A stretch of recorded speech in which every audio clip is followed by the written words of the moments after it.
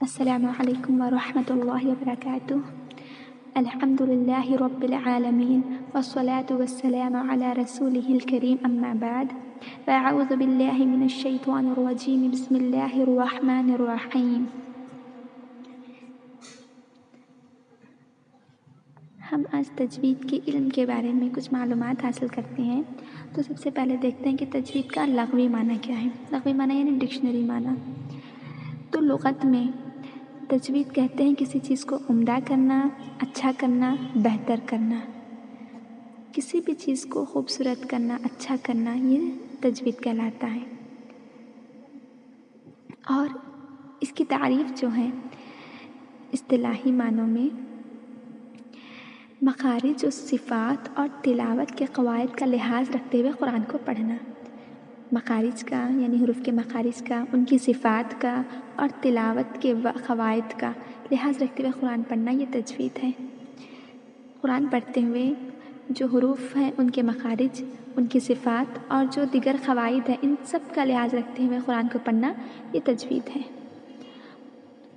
تو ہم دیکھتے ہیں کہ تجوید کی اہمیت کیا ہے۔ قرآن کی روح سے اللہ تعالیٰ سورہ مزمل میں فرماتے ہیں او زد علیہ ورتل القرآن ترتیلا، یا اس پر بڑھا دے اور قرآن کو ٹہر ٹہر کر صاف پڑھا کرو۔ اللہ تعالیٰ نے سورہ مزمل میں کہا ہے کہ قرآن کو صاف ٹہر ٹہر کر پڑھو۔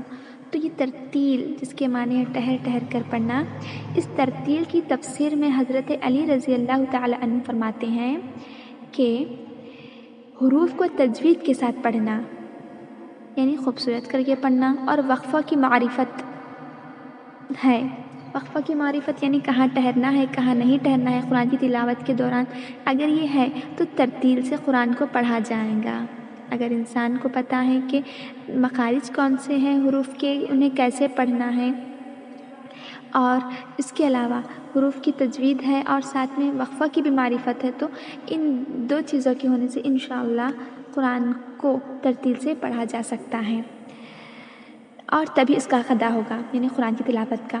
اور ایسے ہی تلاوت پر یعنی اس طرح سے جو تجوید کا لحاظ رکھتے ہوئے وقفہ کی معرفت کے ساتھ کی گئی، ایسے ہی تلاوت پر حسنات اور انعامات الہی کا وعدہ ہے یعنی نیکیوں کا۔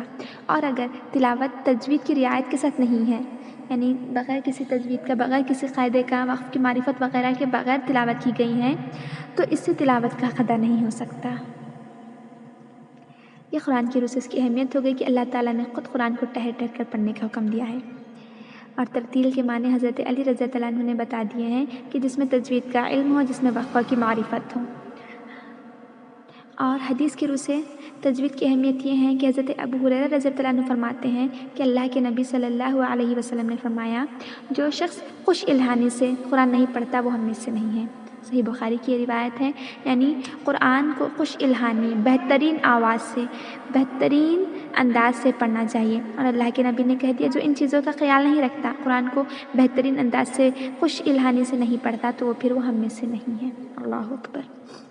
اور دوسری حدیث یہ ہے جس میں اللہ کے نبی صلی اللہ علیہ وسلم فرماتے ہیں کہ صاحب قرآن یعنی جس نے قرآن کو حفظ کیا ہو یا ناظرہ خواہ ہو، یعنی قرآن کو دیکھ کر پڑھتا ہو، تو اسے کہا جائے گا کہ پڑھتے جاؤ۔ بروز قیامت اللہ تعالیٰ اسے کہیں گے کہ پڑھتے جاؤ اور چڑھتے جاؤ، عمدگی کے ساتھ ٹہر ٹہر کر پڑھو، جیسا کہ تم دنیا میں عمدگی سے پڑھتے تھے، یعنی تجوید کا لحاظ رکھتے ہوئے دنیا میں پڑھتے تھے، آج بھی تم ویسے ہی پڑھتے جاؤ، چاہے وہ حافظ قرآن ہو، چاہے وہ ناظرہ خواہ ہو۔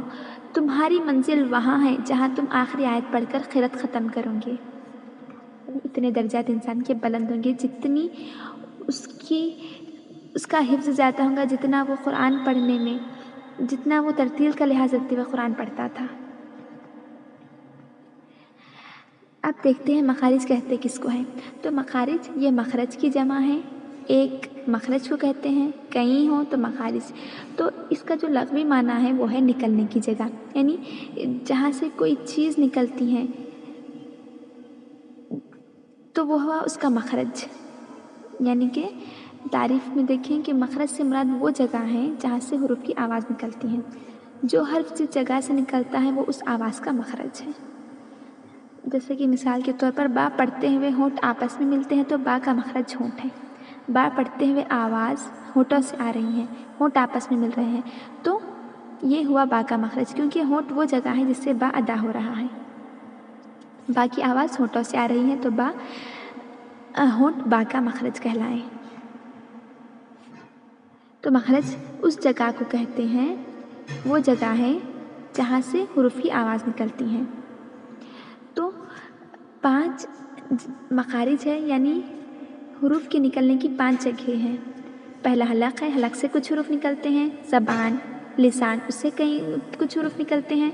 होंठ यानी शफ़तान, वहाँ से कुछ हुरूफ निकलते हैं। मुँह का खाली हिस्सा यानी जौफ़, वहाँ से कुछ हुरूफ निकलते हैं। और नाक का बांसा यानी खैशूम, यहाँ से भी कुछ हुरूफ निकलते हैं। तो ये 5 मखारिज है, 5 जगहें हैं जहाँ से हुरूफ अदा होते हैं। सिफ़ात, सिफ़्त की जमा सिफ़ात है। सिफ़ात का लग़वी माना है हालत और कैफ़ियत की। तारीफ़, हर्फ़ को मखरज से अदा करते वक्त जो हालत और कैफ़ियत हर्फ़ को पेश आती है उसे सिफ़्त कहते हैं। हमने पहले देख लिया कि मखरज कहते हैं जहाँ से जिस हर्फ़ की जगह आवाज़ निकल रही है। तो अब आवाज़ के निकलने के साथ साथ उस हर्फ़ की अदायगी के वक्त हर हर्फ़ में कुछ ना कुछ एक अलग सिफ़्त पैदा होती है, एक अलग कैफ़ियत पैदा होती है, तो वो उस हर्फ़ की सिफ़त कहलाती है। जैसा कि आवाज़ का मोटा या बारीक होना, आवाज़ का बुलंद या पस्त होना। मिसाल के तौर पर क़ौफ़, क़ौफ़ मोटा पढ़ा जाता है, तो ये क़ौफ़ की सिफ़त ये है कि वो मोटा पढ़ा जाता है। सीन, इस हर्फ़ को अदा करते वक्त सीटी की जैसी आवाज़ आती है। तो सीन की सिफ़त, सीन की कैफ़ियत, सीन की हालत ये है कि उसको हम जब अदा करेंगे तो आवाज़ सीटी की तरह आएंगी। तो बाज़ हुरूफ़ ऐसे हैं जो मोटे पढ़े जाते हैं, बाज़ ऐसे हैं जो बारीक, बाज़ ऐसे हैं जिनकी अदायगी के वक्त आवाज़ बुलंद होती है, बाज़ ऐसे हैं जिनकी अदायगी के वक्त आवाज़ पस्त होती है। तो ये आवाज़ का मोटा या बारीक होना, आवाज़ का बुलंद या पस्त होना, ये इन हुरूफ़ की सिफ़ात कहलाती हैं, सिफ़्त कहलाती हैं। सिफ़्त की जमा है सिफ़ात। कुरानी क़वाइद, कुरान मजीद की तिलावत के लिए अरबी दाने ज़रूरी हैं, और जिन लोगों की मादरी ज़बान अरबी नहीं है उनके लिए अरबी सीखना ख़ासा मशक्क़त तलब काम है।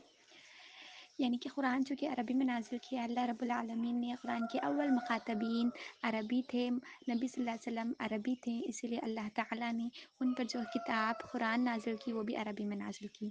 तो हम चूँकि अजमी, हमारी मादरी ज़बान अरबी नहीं है, तो इसका मतलब ये नहीं कि हम अरबी को यूँ ही नज़रअंदाज कर देंगे, लेकिन हम नहीं, बल्कि हम अरबी को सीखेंगे, क्योंकि हमारी मुक़द्दस किताब, हमारी इल्हामी किताब, हमारी रहनुमाई करने वाली किताब अरबी ज़बान में, इसीलिए हम अरबी को ज़रूर सीखेंगे, अगरचे उसमें मशक्क़त उठानी पड़े। तो अरबी या किसी भी ज़बान, अरबी नहीं बल्कि कोई दूसरी भी ज़बान अगर हम सीखना चाहते हैं, तो तालीम के नज़रिए से लोग कहते हैं कि उसके लिए 4 महारतें हासिल करना ज़रूरी है। 4 चीज़ों में महारतें। नंबर 1 इस्तिमा यानी सुनना, इस्तिमा यानी सुनना, नत्क़ यानी बोलना, क़िरत यानी कि पढ़ना, किताबत यानी कि लिखना। ये 4 चीज़ों में अगर हमने महारत हासिल कर ली, तो जिस ज़बान के मुताल्लिक़ हम ये 4 चीज़ें सीख 4 महारतें पेश कर रहे हैं, 4 चीज़ों में महारत हासिल कर रहे हैं, तो उसके बाद उस ज़बान पे भी इंशाअल्लाह अबूर हासिल हो जाएगा। यानी उस ज़बान को सुनना, उस ज़बान को बोलना, उस ज़बान को पढ़ना और उस ज़बान को लिखना। ठीक है, तो अब हम अरबी ज़बान कुरान के बारे में पढ़ेंगे कि कुरान के लिए हमें कैसे शुरू करना है। तो इसका सबसे पहला मरहला कुरान सीखने का नाज़िरा कुरान ख़वानी से शुरू होता है। हम जो है कुरान सीखने की तरफ हैं, तो सबसे पहले उसको देख कर पढ़ना ये सीखेंगे। ठीक है, अरबी ज़बान के दुरुस्त मखारिज, यानी कि कौन सा हर्फ कहाँ से निकलता है। हा, ह, खा, क़ाफ, काफ, लाम, मीम, ये जितने भी मखारिज हैं उनका सही तलफ़ुज़, उनका सही प्रोनाउंसिएशन याद करेंगे। उनकी आवाज़ें, उनकी आवाज़ों को इस्तिमा यानी कि पहले सुनेंगे, उस्ताद से सुनेंगे। ठीक है ना, उस्ताद का होना बहुत ज़रूरी है किसी भी चीज़ के सीखने के लिए। तो सबसे पहले उस आवाज़ को सुनेंगे और नत्क़ यानी बोलेंगे। उस्ताद जब पढ़ाता है तो उसके बाद उस शागिर्द से भी पढ़वाता है ना, नत्क़ यानी कि बच्चे को भी बोलने, तालिबे इल्म को भी बोलने को कहा जाएगा। पहले वो सुनेगा उस्ताद से, फिर शागिर्द खुद भी बोलेगा। उसके बाद जिसके लिए मखारिज और उसकी सिफ़ात के साथ साथ उनके क़वाइद सीखना भी ज़रूरी है। ये तो मखारिज हो गया। उसके अलावा कुरान सीखने के लिए हर हर्फ़ का सही अदायगी, हर हर्फ़ की सही अदायगी के साथ साथ उन हुरूफ़ के सिफ़ात اور قواعد بھی سیکھنا، صفات کی کون سا حرف باریک ہے، کون سا حرف موٹا ہے، کس حرف کو کب باریک اور کس حرف کو کب موٹا پڑھنا ہے وغیرہ. قواعد یعنی کہ جتنے بھی تجویدی قواعد ہیں ان کو بھی یاد کرنا ضروری ہے، تاکہ علم ہو سکے کہ کس حرف کو کب اور کس حالت میں دوسرے حرف کے ساتھ ملانا ہے یا نہیں ملانا ہے، یعنی کہاں غنہ کرنا ہے، کہیں بعد میں ملانا ہے، کہاں نہیں ملانا ہے وغیرہ وغیرہ. کتنا لمبا کرنا ہے، یعنی حرف مد ہے تو لمبا کریں گے، مد حکمی ہے تو لمبا کریں گے، حرکت ہے تو نہیں کریں گے. تو یہ ساری چیزیں ہمیں قواعد پڑھنے سے پتہ چلتی ہیں، جن کے مختلف نام ہیں، جیسا کہ حروف لین کے حرف لین ہے، واو سے پہلے زبر یا ساکن سے پہلے زبر تو نرم پڑھیں گے. اظہار ہے، یعنی حمزہ ہا عین ہا غین خا کے بعد جو ہے تنوین نون ساکن کے بعد حمزہ ہا عین ہا غین خا ہے تو وہاں پر نون کی آواز کو ظاہر کر کے پڑھیں گے. ادغام ہے، یعنی تنوین یا نون ساکن کے بعد یا واو میم نون لام را ہے تو وہاں پر ملا کر پڑھیں گے وغیرہ. یہ سارے قواعد کا علم ہونا چاہیے تاکہ ہم قرآن کو صحیح طور سے صحیح ڈھنگ سے ادا کر سکیں، پڑھ سکیں. مثال اظہار کی تعریف، نون ساکن اور تنوین کے بعد اگر حروف حلقی میں سے کوئی حرف آ جائے تو نون ساکن اور تنوین کی آواز کو ظاہر کر کے پڑھیں گے، جیسا کہ سواء علیہم. سواء یہاں پر حمزہ پر جو ہے تنوین ہے اور تنوین کے بعد عین ہے جو حروف حلقی میں سے، تو یہاں پر نون کی آواز کو اچھے سے ظاہر کر کے پڑھیں گے. سواء اس طرح، سواء کہہ کے ناک میں چھپائیں گے نہیں. عذاب علیم، عذاب بن یہاں پر نون ساکن ہے، سوری تنوین ہے اور اس کے بعد حمزہ، تو یہاں پر بھی اظہار ہم کریں گے، نون کی آواز کو ظاہر کر کے پڑھیں گے. تو ہمیں عربی زبان سیکھنے کے لیے ان کے مخارج، حروف کے مخارج اور ان کے صفات، قواعد وغیرہ یاد کرنے بہت ضروری ہے. بارک اللہ فیکم، السلام علیکم ورحمۃ اللہ.